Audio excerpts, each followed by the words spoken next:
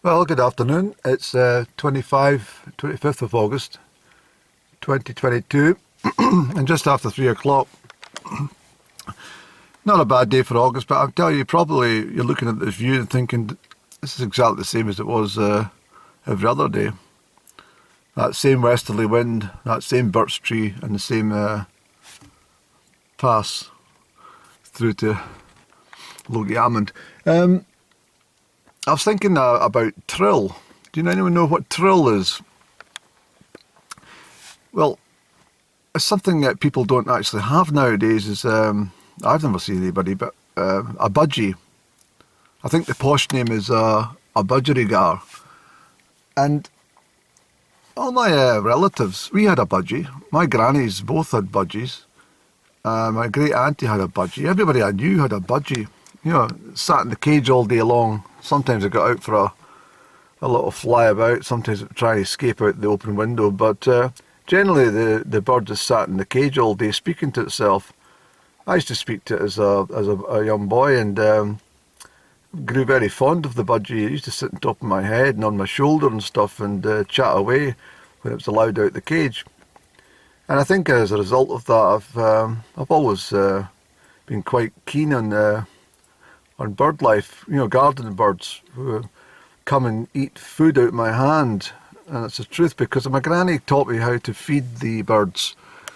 Used to feed the blackbirds and the missel thrush and the song thrush particularly cheese, cheddar cheese. We used to get little bits of cheese, and they'd come and take it out of your hand, come in the house and everything, and it didn't make a mess. But there's so much said about being close to birds that they carry a lot of disease, but I've never found that. I find the birds are great.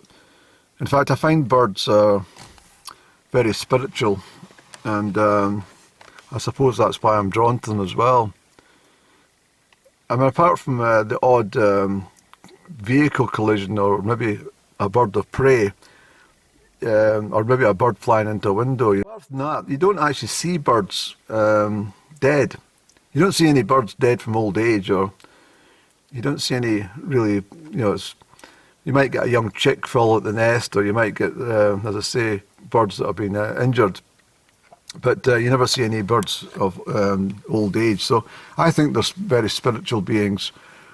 And even, was it the winter, not winter, the spring before last, the garden robin that comes, in fact, the one that's there just now has come back. They always go away for a 6-week break. I don't know where they go. I think they go away I do actually think they go away somewhere.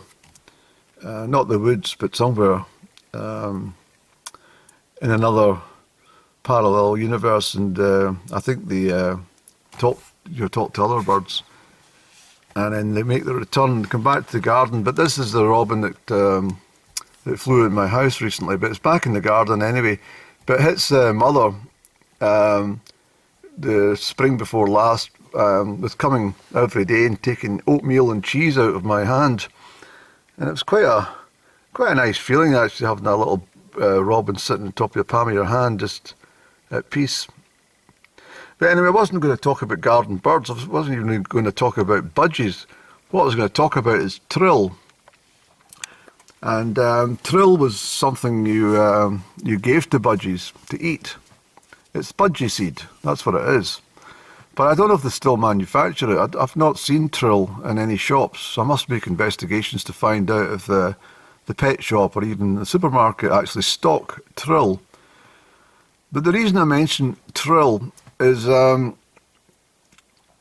if you've ever had a member of the opposite sex, I'm talking about a female, getting upset, that is generally the first thing they go for to throw at you, is Trill. So many a time I've had handfuls of Trill or crisps or even loose oatmeal thrown in my direction. And if they're really upset, it tends to be plants like the potted cyclamen, which gets fired in your direction from across the other side of the room. Now, generally, these are just little disagreements, nothing too much. I mean, maybe putting too many sugars in a cup of tea or something like that. could often result in Trill or oatmeal or crisp be thrown in your direction. And if it's something really serious, then you can get hit with a frying pan or something on top of your skull. But generally speaking, it's normally Trill or potted plants which get aimed across the room, and they make a right old mess. And I think there's obviously a reason for this. It's not just because there's been a disagreement or a bit of a tiff regarding something. It generally runs along with the situation, like the moon cycles. When females have their